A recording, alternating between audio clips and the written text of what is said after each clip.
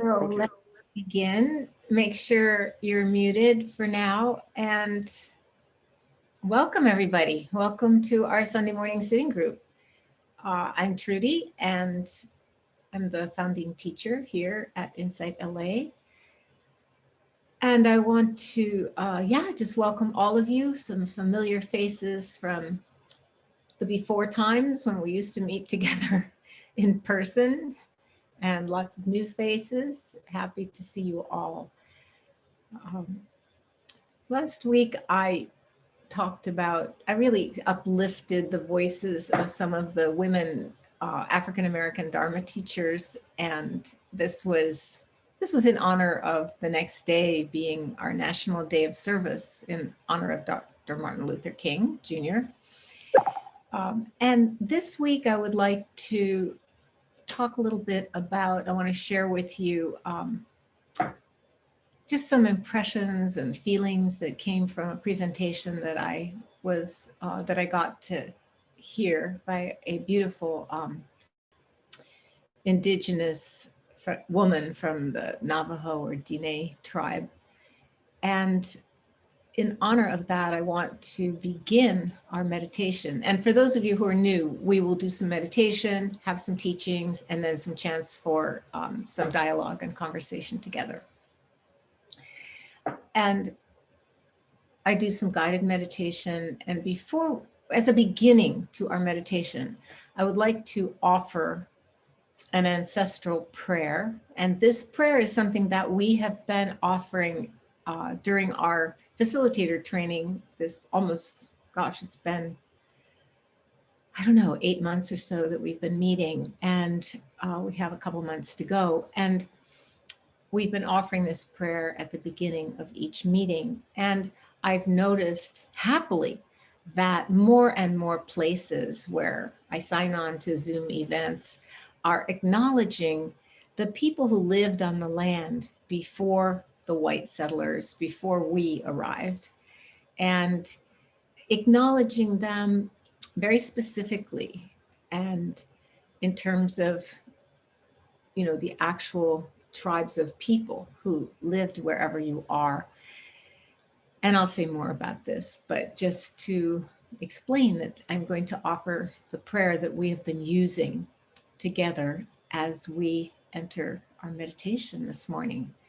So finding your best way to sit or be for this meditation, inviting you to either close your eyes or just lowering your gaze, wanting to make sure that you can hear me clearly. I'm using a new mic, and if you could just give me a thumbs up if it's clear to you, the sound, loud enough and everything. Okay, good, thank you.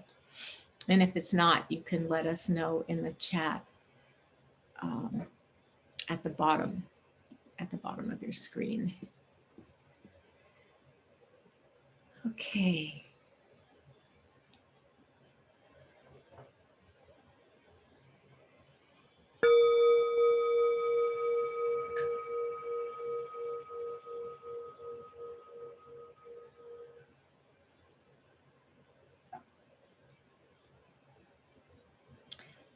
The ancestral prayer. My uplifted ancestors, guides, protectors, and healers, please stand with me. And of course, that's you, each of you. You can say your name. Please stand with me, Trudy, child of Jane and Howard Goodman. You substitute your parents' names. Be with me in this moment. Be with me in this moment and guide me on my path with a cool head and a warm heart. I am root of your root, soil of your soil, bone of your bone, blood of your blood, wisdom of your wisdom. I you, each of us, honor my lineage of teachers, mentors, family, and guides. May my unique lineage intersect with yours, and may all lineages crisscross in an endless dimension universal net of interlaced, intersected, interwoven life forms. May the innumerable points of intersection entwine our hearts and sparkle with diamond joy. Ancestors of the place where we gather, bless this land. And in Southern California, the places that we gather have been home to the Tongva and the Chumash people before us. Here, where I am, up at Jack's in San Rafael, this was home to the Coast Miwok people. We bless this land that was home to the people who came before us, just as every place has been sacred to some who came before. Bow to the countless shoulders I stand on, and I'm grateful for this place of reverence, dignity, and love.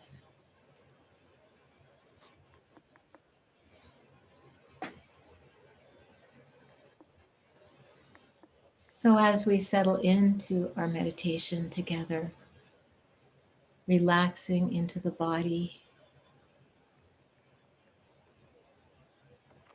feeling the body sitting here, lying down, however you are.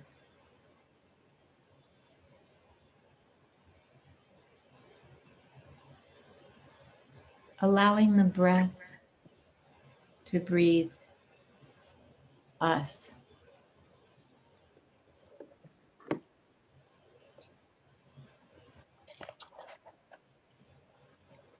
Breathing in relaxation and ease.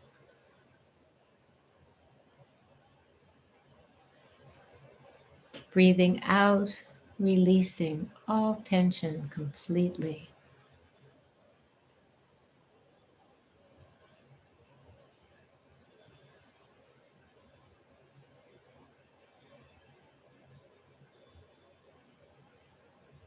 As we relax and settle in to being here,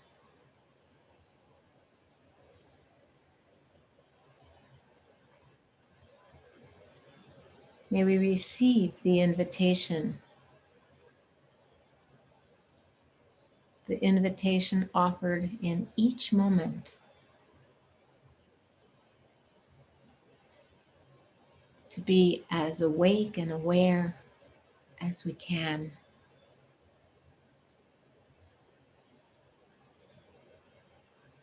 To the best of our abilities.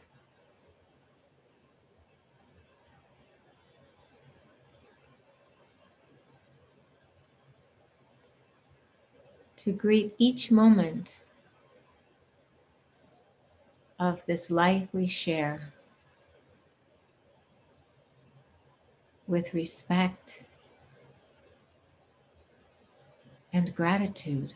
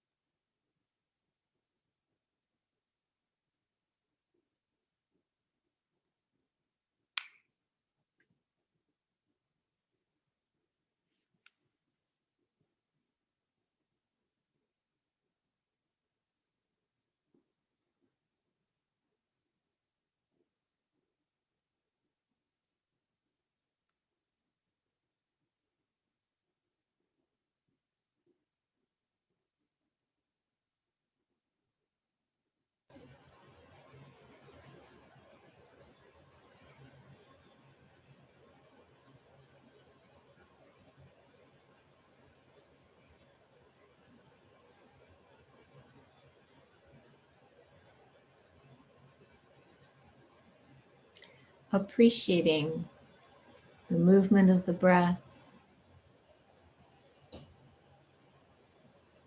steady and ongoing.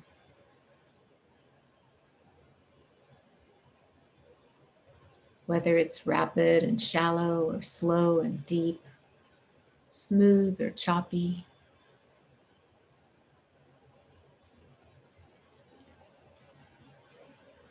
It doesn't matter. What matters is keeping each breath company with our best attention.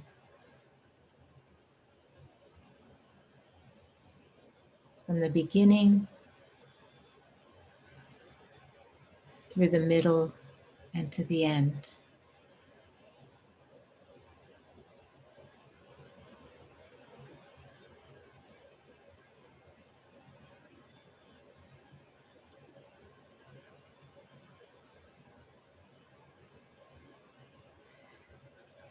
And if the breath is not a good subject for your particular body or meditation,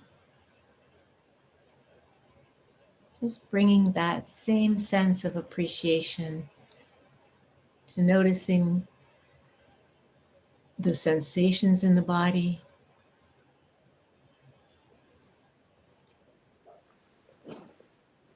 sounds of life around us.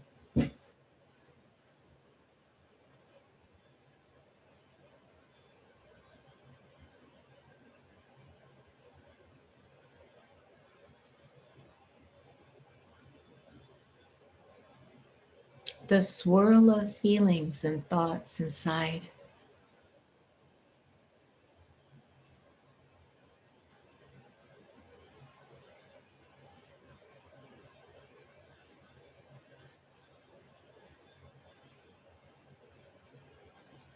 This whole dance and play of consciousness, of loving awareness,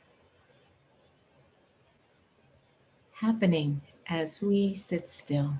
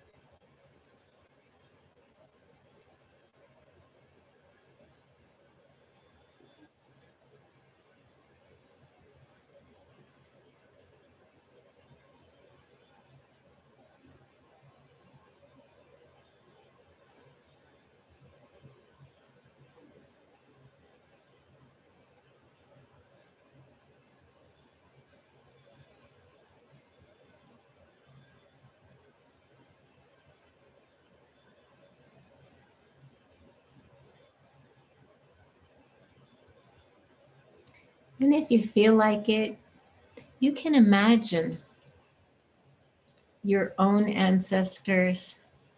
This is a kind of loving kindness practice. You can imagine your own ancestors smiling upon you, caring about you. And if the near ancestors aren't suitable for this practice, just go back in time.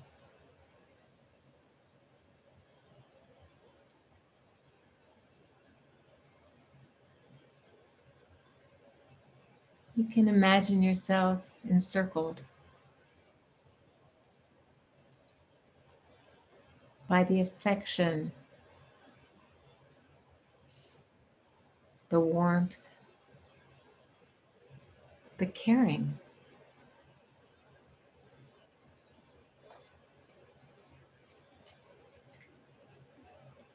of all the generations lost and forgotten in name,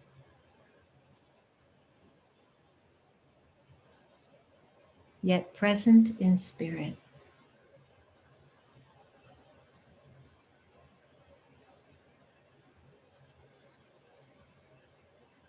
Present in the cells and tissues, the blood and bones of this body, life in the form of you.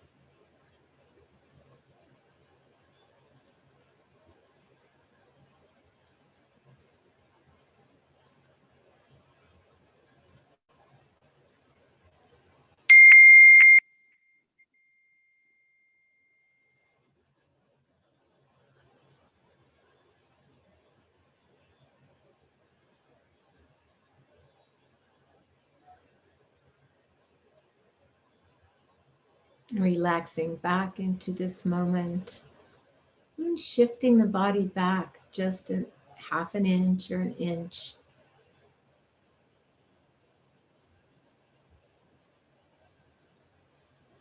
And with that shifting back comes a subtle feeling of relaxation as the mind steps back from anticipating the next moment and just settles into receiving this one.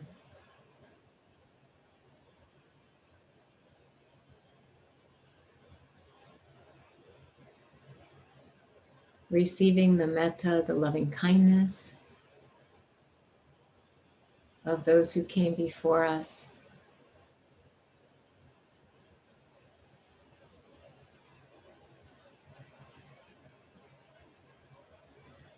Receiving the love and affection and friendship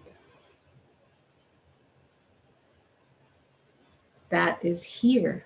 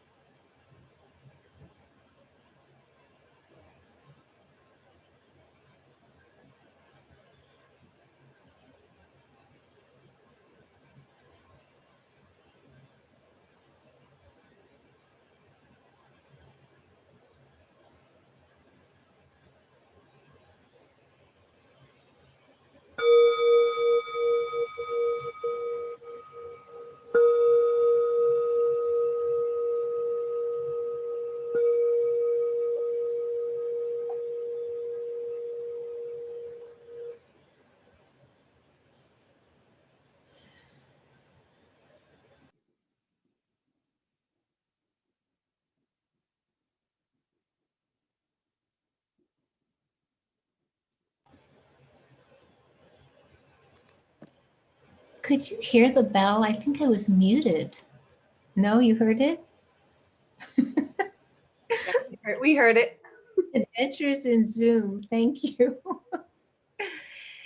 Yeah, so I've really been reflecting and wanted to share with you since I heard this presentation by an Indigenous woman named Lila June. Her full name is Lila June Johnston, but she goes by Lila June. And I was really able to hear her because I sat in on a meeting to which I wasn't invited, but because my husband was invited, I was able to sit and listen, um, out of sight and listen. And I was really, really touched by it because Lila, Lila June, she spoke about how to have a certain kind of cross-cultural conversation between Indigenous people and white people. And she talked about some general ground rules that really fit with the guidelines that we have embraced at InsightLA for having uh, conversations across differences, I would say. And I also really loved this. I'm distracted, Kathy. There's somebody trying to get in. I also really loved this, the way that what she was sharing dovetails with our practices of mindfulness and loving awareness and compassion. And how so many of the questions that come up in the context of our sitting group have to do with how do we embody these teachings in our everyday life, and especially in the context of the pandemic and the political tensions and all of the just all the unrest and suffering in our world. And the core piece that I want to share with you about how we can move through our lives steadily with integrity and grace and dignity and loving awareness. What I really wanted to share with you is what I consider to be one of the gifts of Indigenous peoples, people who are living closer to the land, which is a kind of all-pervading gratitude, a gratitude for really for everything, for the air, for the earth, for the elements, the water. Um, I think in LA you may be having some water this weekend. I hope so. We need it. Good. We're supposed to get some this afternoon. I hope so too. We need it up here too. But really a gratitude for everything that allows us to approach things with an attitude of respect. Maybe just the simplest things like how we approach the food we eat. You know, are we just like slinging it down, gobbling it up because we're hungry? Or are we in some way eating, just realizing eating with respect? This is a gift to have the food we need. Or the same for where we, you know, our space, our living space, how we experience our living space, instead of seeing always what could be improved, or if we had more room, or you know, however you might approach it, just seeing it's a gift to have shelter. It's a gift to have shelter that we can tidy up and even have to clean up, but it's a gift to have shelter. And that this attitude of respect toward the various elements of our life and the simple everyday experiences that we have, for me, it was another way of understanding being present in a mindful way. Sometimes when we say mindfulness, we just think, okay, I'm here, I'm paying attention, but there's more to it than just that. And I think the more to it is this attitude of respect and appreciation, really seeing that what we're given, even though at the time we may not appreciate it very much, but some things that we're given are really not welcome. And are heavy losses for us in our lives. But as we recover from those things and regain our balance over time with healing, even those things we do see have brought wisdom and compassion to our hearts. So I want to share something that Lila June wrote. Before I share the basic points that she made about best practices for these communications across difference. And this is called The Story. I'm not going to read you the whole thing because it's long, but I'm going to read you some pieces that I think are important to what we're doing here. In some ways, it's all important, and I can send it out to you. I can't remember. I think I might have offered to send something out last week, and if I didn't, if it didn't appear in the chat for you, and you're still waiting for it, just please say that in the chat. Kathy will see it. And this I will send out to you. This is, or I'll send a link to Kathy for the chat if I can. This is the story of how humanity fell in love with itself once again.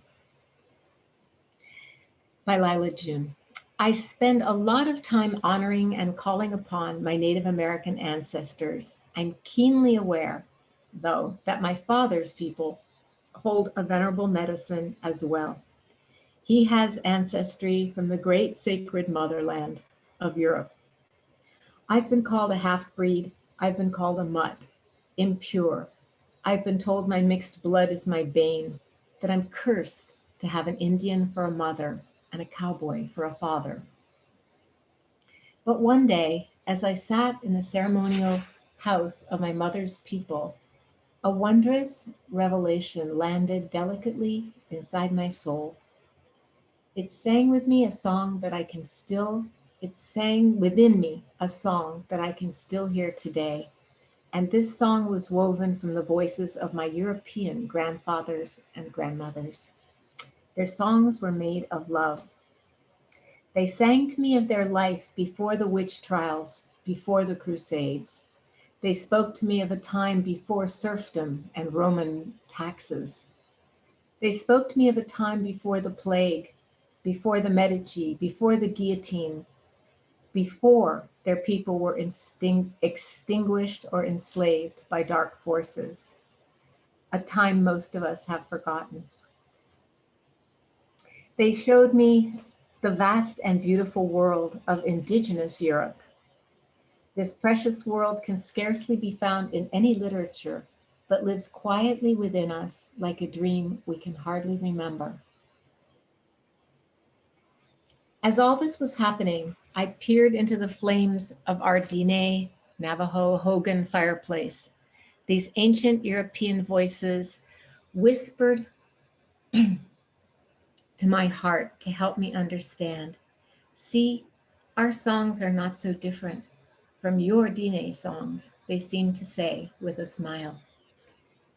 Then she goes on into a lot of detail about this in a few paragraphs.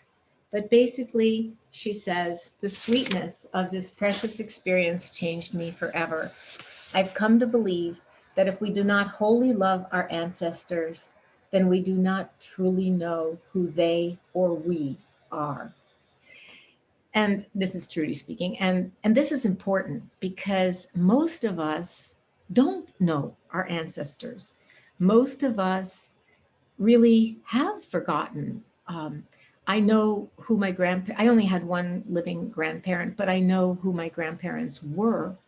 I only know who one great grandparent was. That's it.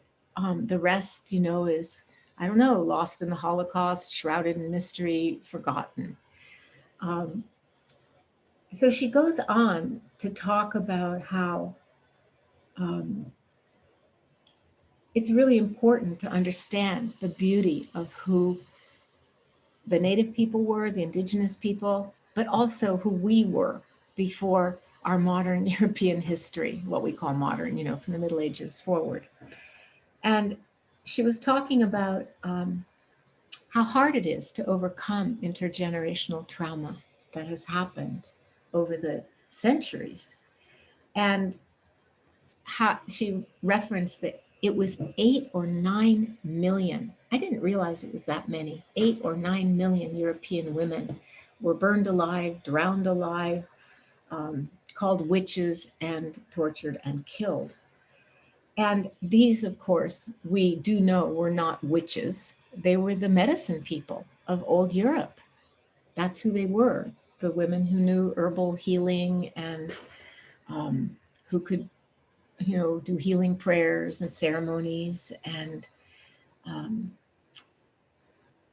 and she talks about how the indigenous cultures of Europe also went through very forced assimilation, just like the indigenous cultures in America, in the Americas, and how it was really only maybe a few decades ago that any Welsh child who was caught speaking Welsh in school had to wear a wooden block around their neck with the initials NW tied there. And this kind of public humiliation, she notes, is very familiar to anybody who knows about the Indian boarding schools where children were forcibly placed to take them away from native culture and prevented from speaking their languages or being Indian in any way. And this was, of course, done by US government boarding schools. And these were not, I don't think these were all dismantled until like the 1950s. I mean, not that long ago, actually,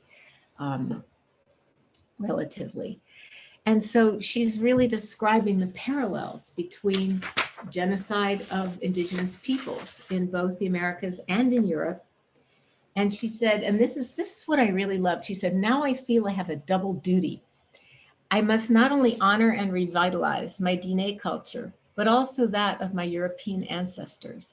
The ancient indigenous European culture is just as beautiful as Native American culture and was just as tragically murdered and hidden from history books.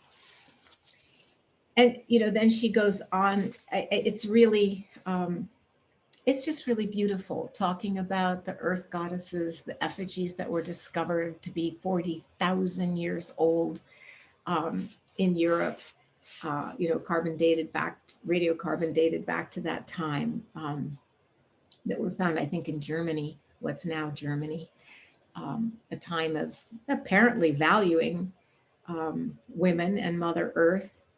And she says, this is our task, to shake the amnesia. And this is really important for us right now, because at this time of national reckoning about racism and the rights of marginalized peoples of all kinds and identities, to not be ashamed of our whiteness, of our Europeanness, for those of us who are of that heritage, to not be ashamed, but to reclaim our beautiful grandmothers and our beautiful grandfathers, and to venerate, the lost traditions, the lost, just the lost time of honoring our ancestors. And even those who, as she says, they may have caved beneath the weight of systematic destruction and become conquerors themselves. Our task is to remember that, just to remember who we are. This is who we are. We are the ones whose love and prayers were so strong they could carry 25-ton bluestone monoliths for miles and miles and build the sacred place called Stonehenge. Very ancient. And then toward the end, she says, she talks about each culture bowing to the other, honoring themselves as beautiful and equal. And then she says, how it could have been when Columbus stepped upon Taino shores, a meeting of two long lost cultures embracing each other and celebrating their uniqueness. And she's saying this is how things can be for our children in the future. So I will send this story of how humanity fell in love with itself once again, so that you can read the whole thing. And I just want to go over some of the points that she made, because I think these are mindfulness points for us to make really in our relationship with each other too. We don't need to be just, talking to people from a different culture. But these are the best practices that she named. She says, instead of Indians and Native Americans, use indigenous peoples. That's the first thing. And this one is really important. Follow and listen. Just be patient enough to listen. Of course, this is our meditation practice. That's why it's so hard to meditate. It's hard to be patient and listen to our own hearts, to listen to the swirl of reactivity, emotions, to what's been happening in our life.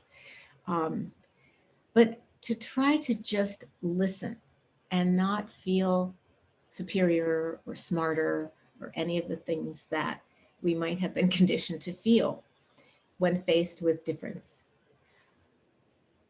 Learn the true name of the land on which you're standing and the true name of the people who took care of it and who are still taking care of it in many cases. Even if there are few people left, they are still taking care of it. Learn their names. And she talked about a movement called Land Back, where the understanding is that every piece of land that's bought and sold was originally in some way stolen from the indigenous peoples. And so this is a practice that's being proposed by a nonprofit called Indian NDN, where every time you buy a piece of land, you give 10% of that value to one of the indigenous tribes. You make an offering. Try not to romanticize indigenous culture and people.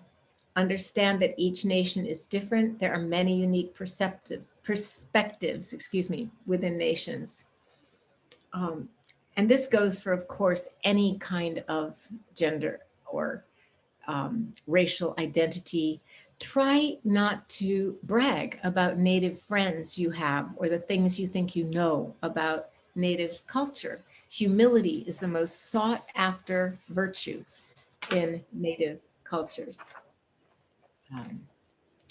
Keep showing up and know that trust takes time to build, months and months and years and years.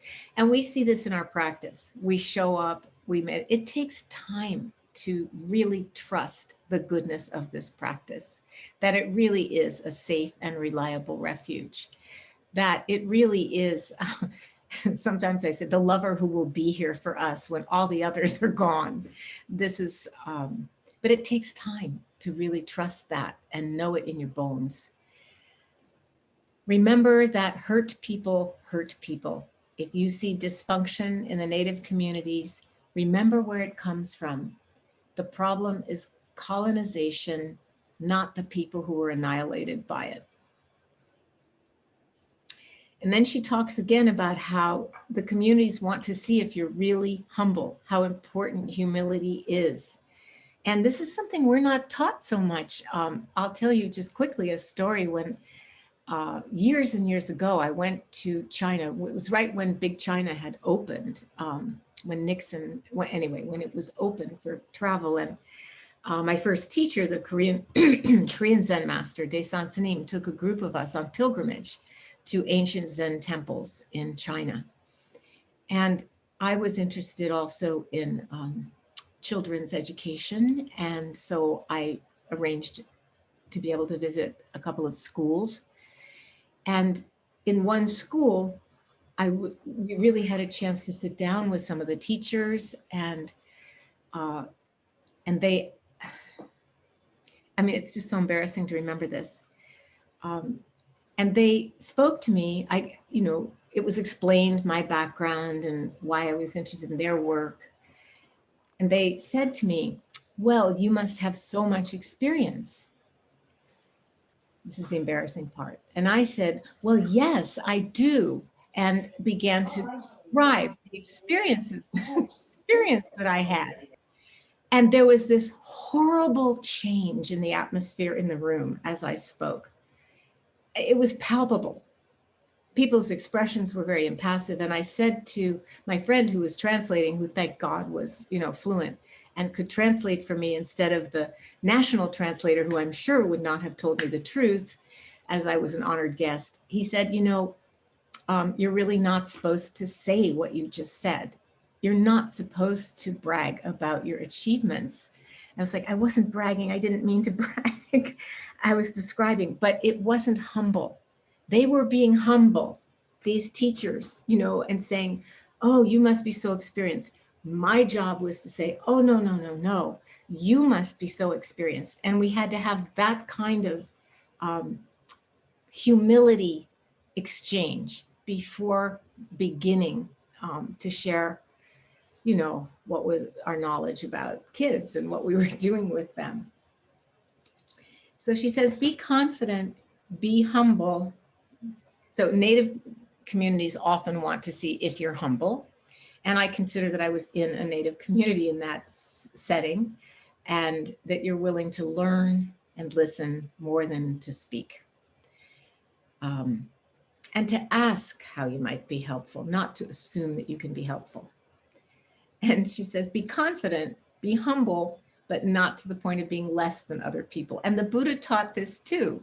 The Buddha was very clear that the whole activity of comparing, of making ourselves feel better than, or less than, or thinking of ourselves as smarter than, or not as gifted as, or talented as, or whatever it might be, as beautiful as, this, whether it's inflating or deflating ourselves, he said, it's all conceit.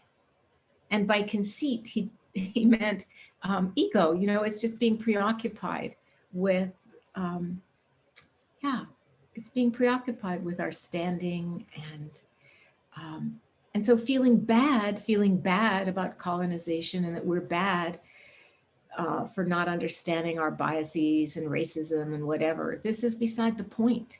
It really is. We need to have the confidence that we can be together in our humanity without being arrogant, without being debasing, but just in a refreshing way of recognizing the beauty and worthiness that we each carry in our humanity. Well, these are my words, not hers, but that's really what she's pointing to.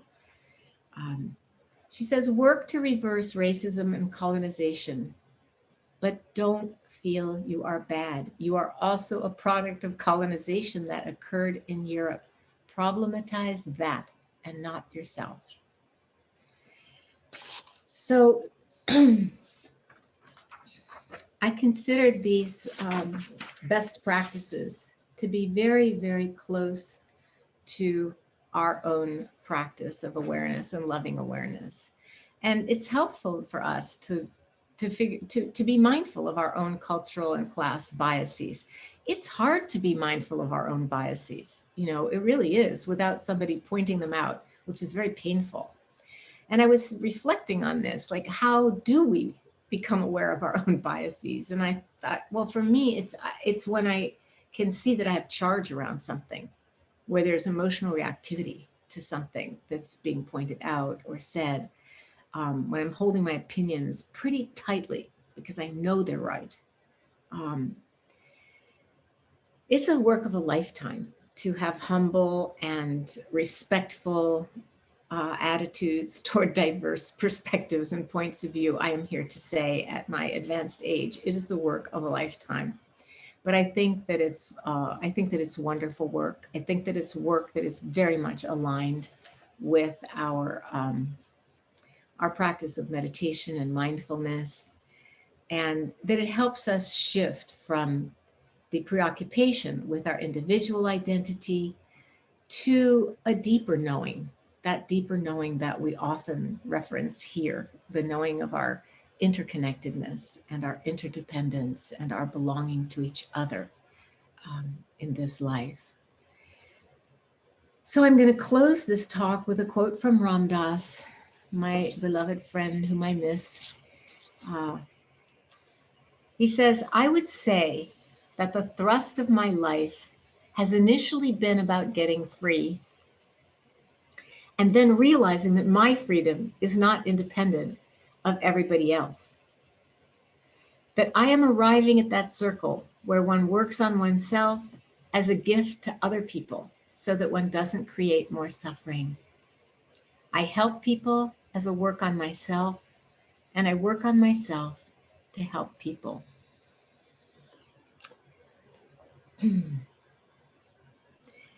So, this is what I wanted to share with you this morning. And now we have some time for you. If you have a question or a reflection um, or a reaction, there is a reaction space down at the bottom of your screen.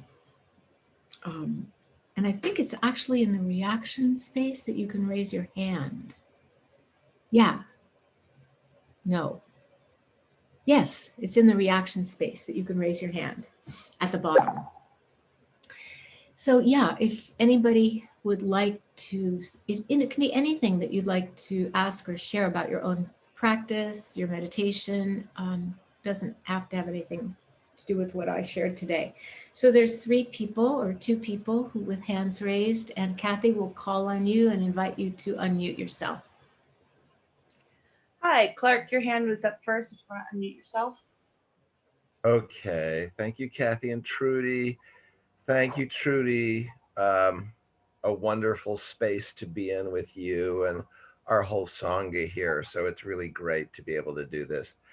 I was just struck by realizing I had some good news in terms of the history in our own country, that there has been some progress and growth dating way back, and it actually loops back to Ram Dass eventually. In 1976, I was driving across the country from Los Angeles to the East Coast for some reason, and I had been interested in indigenous peoples in college. I was in college at the time, and I heard about this school called the Rough Rock Demonstration School in Arizona, and it was a school that taught traditional Native culture. And this is in 1976. And so I stopped as I was driving across, and I drove in an hour over dirt roads in the reservation to get to this one Navajo traditional school. And it was both a very humbling and educational experience, as you mentioned. I got out first. The whole environment was not traditional Americana. Once I got on the reservation in 1976, it was a more rudimentary experience. So I was aware of that. And I got out of the car and I walked up to the school, and there were 2 guys that worked there dressed in white. They were janitors, I guess, and they were indigenous people. And to your reference, Trudy, of, when you encountered indigenous people that are in a difficult circumstance, trauma, don't blame them, be aware of the colonization that has created that circumstance. So I walked up on these 2 guys, and they looked at me, and clearly I was Anglo, and one of them immediately pulled out a big knife and started picking at his finger. And I, walking up to him, immediately felt great threat, very concerned, like, wow, that guy is really angry. He took out that knife. It's about me. And we had an interaction. Nothing was spoken, but I immediately went, wow, I need to wake up here and be aware because I represent something here. And I walked into the school, and inside the school it was entirely different. There's a woman who was really happy to receive me, showed me around, and they were teaching just to capture and maintain the traditional indigenous teachings at this school, because the Bureau of Indian Affairs, the BIA, the national government, had been trying to stamp it out. And so the good news is that school, I think, was started in 1966. I just looked on the internet. Now it's called the Rough Rock Community School. It still exists. They've been teaching generation after generation these traditional teachings and maintaining the culture. So there is beautiful stuff that's happening. Absolutely. And the connection with Ram Dass is only that at that time I was carrying around Be Here Now, reading it every day. And he was part of my experience too. So there you have it. Thank you. Thank you. That's a beautiful experience. And it's important to note that, yes, there are beautiful things happening. Um,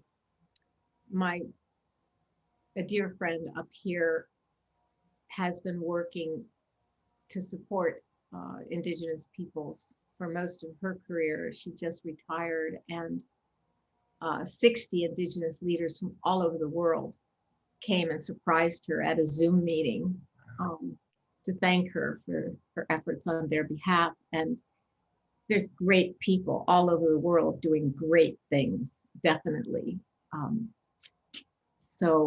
But it's also true that during COVID, a lot of leaders the old people are the ones who know the languages. And out of 300 languages, there's only 30 that children know how to speak. Wow. And those people are been wiped out by COVID. COVID has hit the native population so hard that they've even wondered if there's some like genetic vulnerability to it or something. But anyway, thank you, Clark. And I think Marilyn is next. Yes, Marilyn, go ahead and unmute yourself. Thank you. I was reminded as you spoke, Trudy, I so appreciate all your words this morning, of an experience I had about 2015.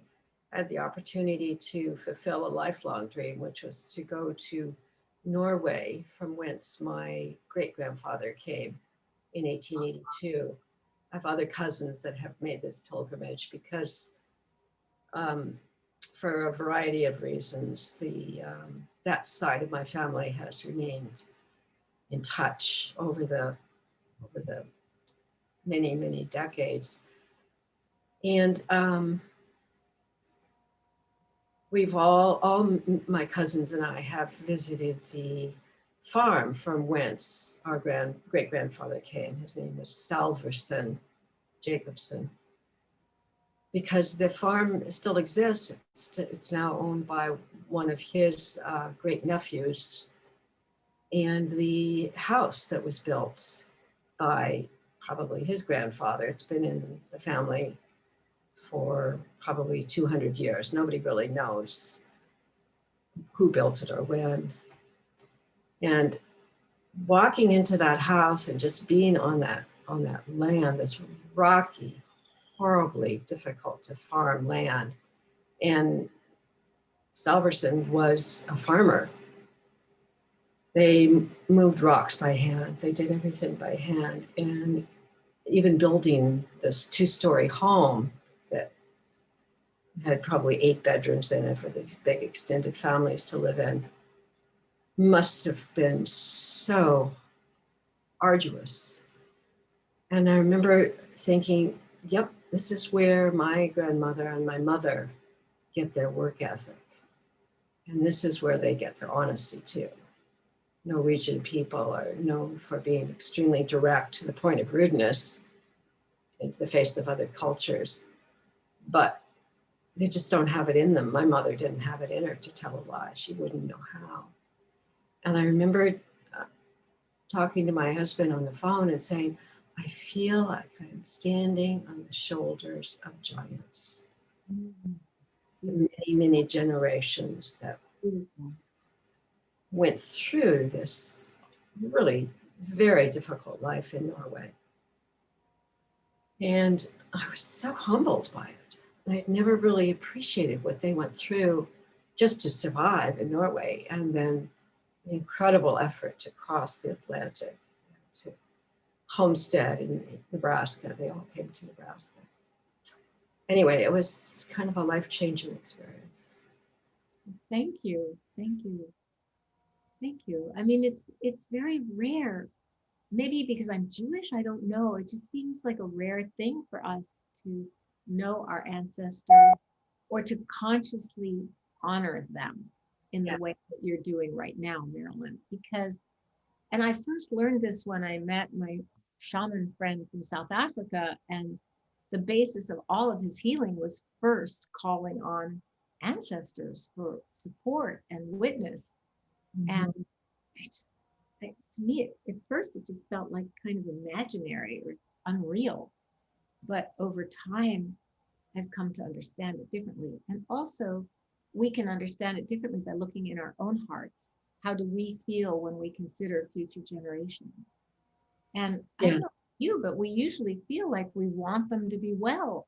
We want them to thrive. We want them to, live on a livable planet and be good stewards of the land and the life that they have. So when I think of that too, it's very helpful realizing I'm an ancestor soon. Yes. Yeah, yeah. Thank you. Thank you. Thank you, Marilyn. Gabby, you raised your hand. Go ahead and unmute yourself.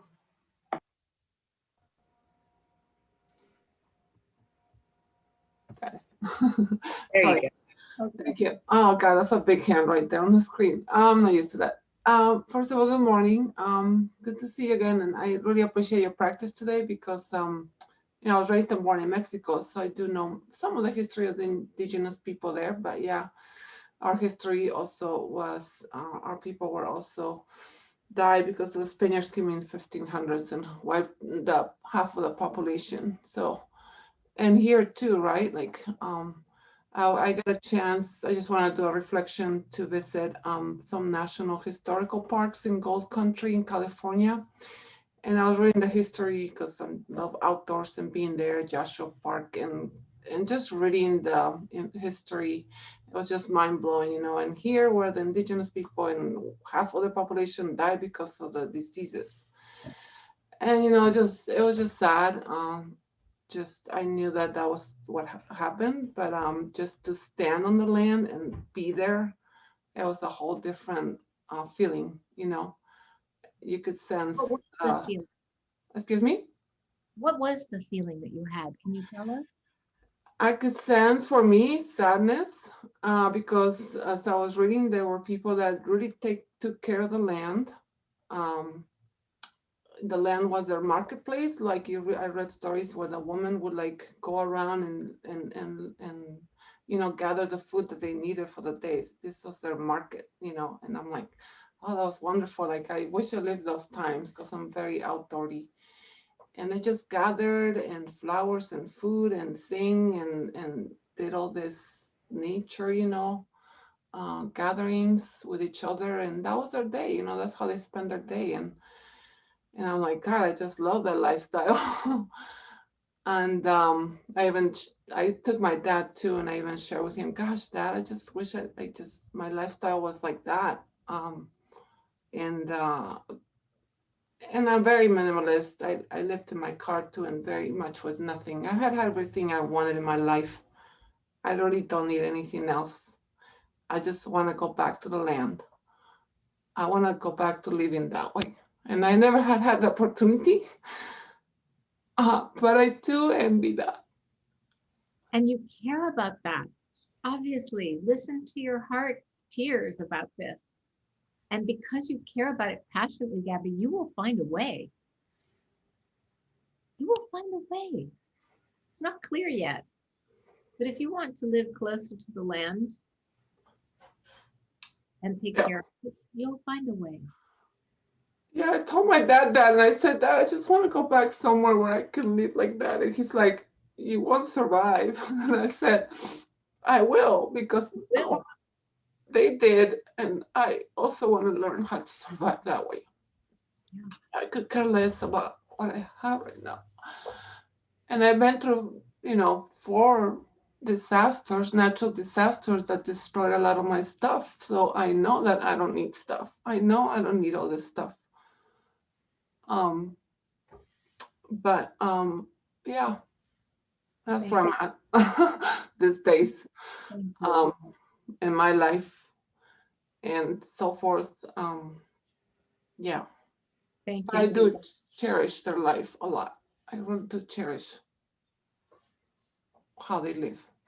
Call on your ancestors. Call on them to help you find a place and a way to live that's closer to your heart. Seriously, let them help you. Yeah, Thank you. thank you. Thank you, Gabby. That was beautiful. If anyone else has a questions, I don't see any hands raised, or you can also in the chat reach out to me or to the group with your question. Rather.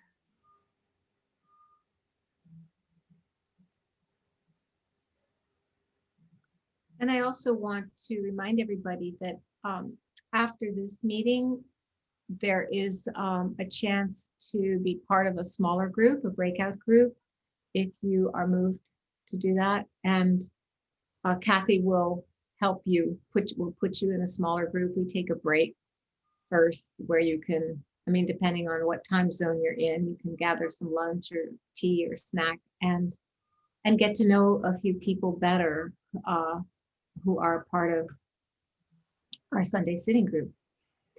So, Yes, stay after and join us. It's quite fun. We do some great work. yeah, wonderful. I wanted to ask Carol if Erwin is still with us. Carol, are you still here? Thank you, Trudy. I'm here. Erwin is gone. He passed away. He took leave in the wee hours of Tuesday morning. And it's been such a sweet journey to be with him on this difficult departure after so many years of suffering. He was so brave. And he carries such a big light. And he's left such an amazing legacy for the world to appreciate and use music to fill our hearts and keep us going while we're all suffering. At least we can do it together. Mm-hmm. And so that's where I am. I was not even going to be speaking today. My heart is heavy, but I feel his freedom. And I feel freedom also. Yes. Yes. And his dying wish was fully realized as he was leaving. His daughter and son, who've been estranged for so many years, were with him, talking together as they yammered together as he lay dying. And for such beauty and such synchronicity to have been his gift as we all said goodbye, there is nothing more magnificent than the gift of those moments that happened right here in our home together. He had been here for 50 years. And it really, I'm so deeply grateful to have helped him fulfill his karmic journey so that he can be totally free. And yes, I'm grief-stricken, but I'm so happy. And the equanimity of this moment is just divine. Thank you, and all of your beautiful teachers and all of my wonderful friends in the Sangha. You are holding me together. And thank you from the bottom of my heart. Thank you. Thank you, Carol. Thank you. When you talk about his journey and his freedom, you know, this is true for you too. Exactly for you too. You have been a devoted and dedicated carer for Erwin all these years. And those of us who've known you during all these years know what a tough journey it's been. And you've really taken all that suffering and transformed it into music for the world. So thank you for that too. Thank you, everybody. Yeah. Thank you, Carol. Lots of love in the chat for you. Take a look. Thank you, everybody. Trudy, Sarah private messaged me and said she had a message. So Sarah, if you want to unmute yourself. Sure, thank you. Hi, Trudy. Hi, everyone. Hi. Happy Sunday. I had a quick question. You had briefly mentioned about the ego in relation to thinking. And what I was hearing was kind of the dichotomy of accepting thanks at a higher way being the ego jumping in, but then something kind of new to me was as someone, you know, praises you, instead of saying thank you, there's a depreciating comment that comes out, and that too is the ego arriving. That's kind of what I heard, and that was a little bit new to me. So I was wondering if you could expand more on the latter half of that. Yeah, no, I'd like to clarify, because I think two things got kind of conflated there. The teaching of the Buddha is that any time we're comparing ourselves either to our own standards or to internal or external standards, and finding ourselves,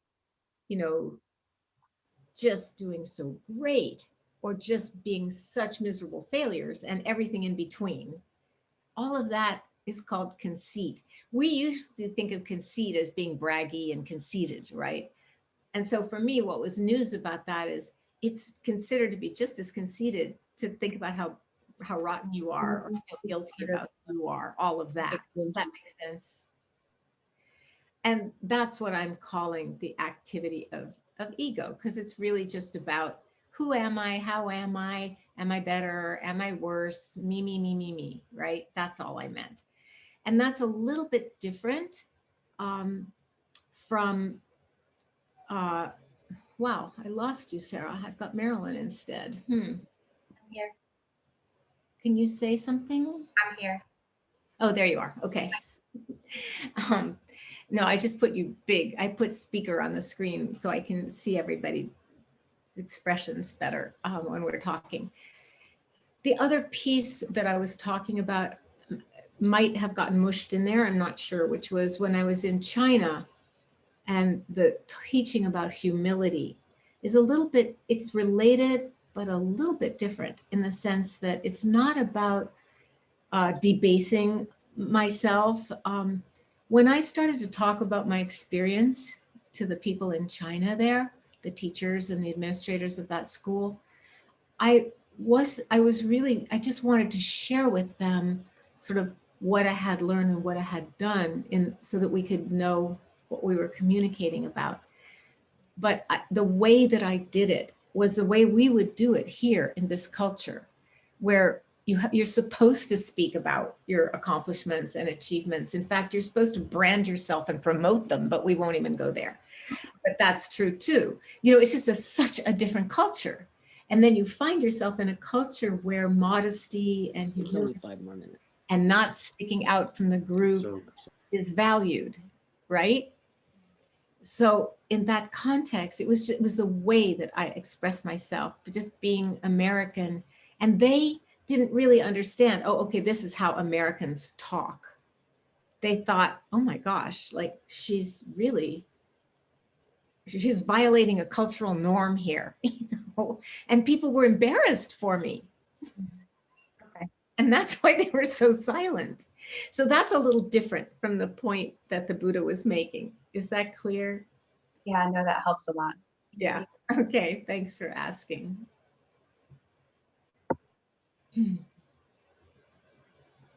So I think that now we only have 3 or 4 minutes left. So I would like to invite us to just sit together for a moment.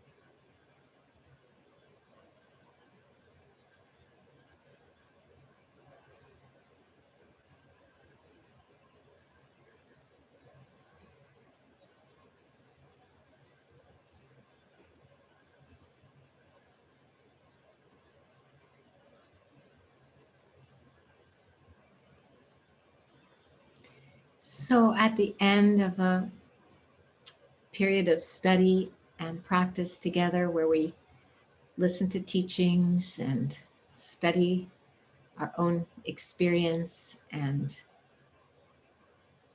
just what this is to be alive in this form at this time.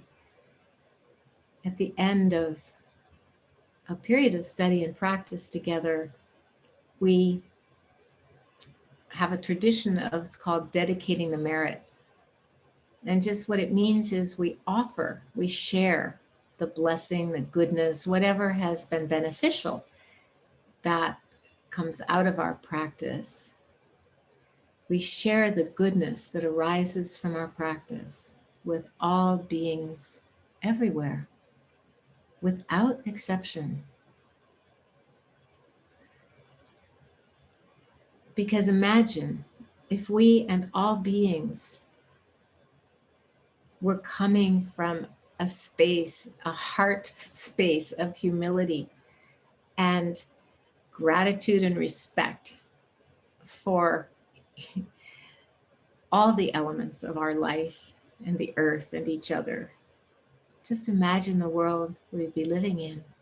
So in this spirit, we offer the goodness of our practice, and we offer the wish that all beings everywhere may be free from suffering, from the causes of suffering, and that all beings, and remember, all beings includes you, that all beings find happiness and the causes of happiness.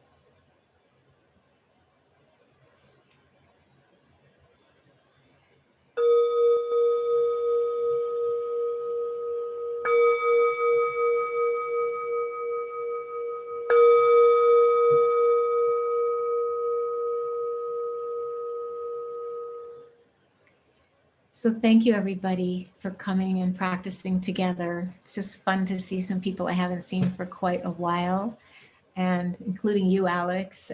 So thank you for coming. And I hope I'll see you all next week. I mean, I will see you all next week if you come. I'll be here. And yeah, and in the meantime, why don't just everybody can unmute themselves, say hi, say goodbye. We're actually ending on time for once. And I want to encourage you to join a breakout group if you can afterwards. Thank you, Trudy. Good to see you all. Have a good week. Thank you, Bye. Trudy. Thank you, Carol. Very nice morning. Thank you. Thank Thank you. everyone. Bye. Bye. Bye. Thank you. Thank you.